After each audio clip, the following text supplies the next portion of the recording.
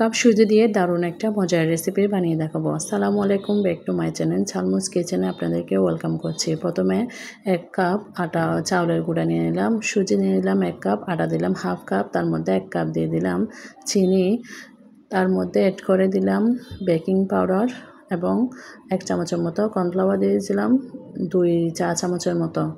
এটা দিয়েছি যাতে একটু ইয়াটা ফ্লাপি একটু সফট টাইপের হয়। দিয়ে দিলাম স্বাদ মতো লবণটা দিয়ে শুকনো উপকরণগুলো ভালো করে একটু মিক্স করে নিচ্ছিলাম যাতে সবগুলো ভালো করে মিক্স হয়ে যায়।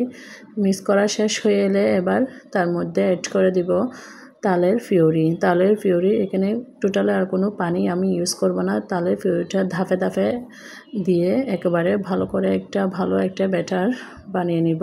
একেবারে দিলে কিন্তু এটা একটু দলা পেকে যেতে পারে, এর জন্য আমি একটু দিয়ে ভালো করে নেড়ে নিচ্ছি। আপনারা চাইলে হ্যান্ড উইচের সাহায্যে নিতে পারেন, আমি একটা চামচের সাহায্যে নেড়ে নিচ্ছি। বাকি যে তালের পিউরিগুলো ছিল এগুলো আমি একেবারে দিয়ে দিচ্ছি, কারণ এটা আমি 4-5 ঘন্টা রেস্টে রাখবো। এগুলো যেহেতু শুকনো উপকরণ, এগুলো একটু পাতলা করে করেছি। এরপর আস্তে আস্তে ঘন হয়ে যাবে, যখন রেস্টে রাখবো তখন আস্তে আস্তে ঘন হয়ে যাবে, কারণ চালের গুঁড়াগুলো একটু পানিও টানবে এটার জন্য। এবার ভালো করে মিক্স করে এখন এগুলো 4-5 ঘন্টার মতো রেস্টে রাখি দিব। 4-5 ঘন্টা পরে প্রথম আমি একটা বাটিতে চিনি দিয়েছি, হাফ কাপের মতো চিনি দিয়ে একটু পরিমাণে পানি দিয়ে একটা ক্যারামেল তৈরি করে নিচ্ছি।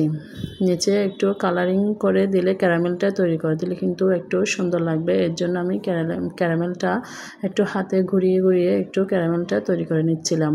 এটা একটু আমি ফুডিং স্টাইলে করার চেষ্টা করতেছিলাম। এবার ক্যারামেলটা যখন শুকিয়ে একটু ঠান্ডা হয়ে এসেছে, এখন তার মধ্যে আমার ব্যাটারটা যে মিক্স করা ছিল 5 ঘন্টা রেস্টে রেখেছিলাম, ওই ব্যাটারটা দিয়ে দিলাম ওই ক্যারামেলের বাটিতে।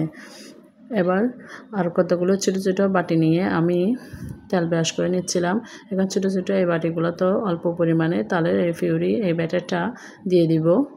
দিয়ে এগুলো আমি বেক করে নিব। ছোটো বাটিতেও কিন্তু এগুলো ফুললে অনেক সুন্দর লাগে, এর জন্য একটা পুটিনের বাটি নিয়েছি আর একটা ছোটো বাটি নিয়েছি। আপনারা চাইলে কাঁঠালের পাতার মধ্যে এই পিউরিটা দিয়ে ভালো সুন্দর পিঠা বানিয়ে নিতে পারেন।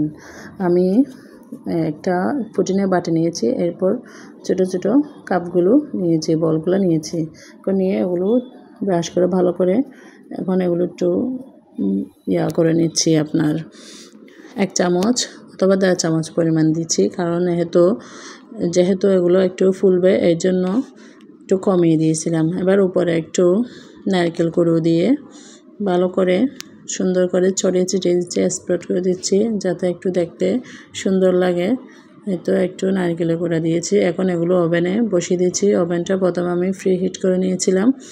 এখন এগুলো প্রায় 30 মিনিটের মতো বেক করতে দিয়েছি, কিন্তু আমার ছোটো বাটিগুলো হয়ে গেছে 30 মিনিটে, কিন্তু একটু কম ফুলেছে মনে হয়। এটা যেহেতু ওভেনে বেক করেছে, এটা আমার বাফের মধ্যে করা দরকার ছিল, এটা মিস্টেক হয়ে গেছে। এটা করার পরে বুঝতেছি, কারণ ওভেনে আগে কখনো এভাবে তালে ফিরে দিয়ে বেক করে দেখিনি, এর জন্য।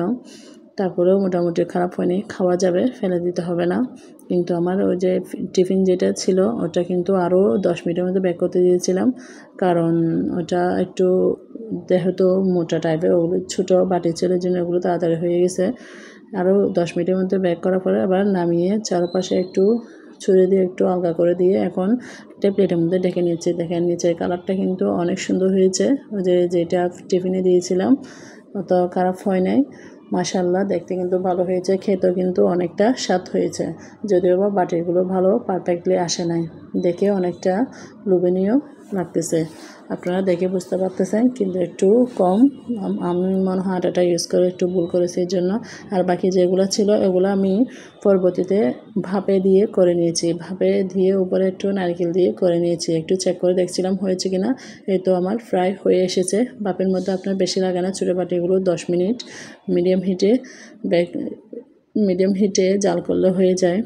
এই তো আমি নামিয়ে নিয়েছি, অনেকটা সুন্দর হয়েছে, দেখে আপনারা বুঝতেছেন।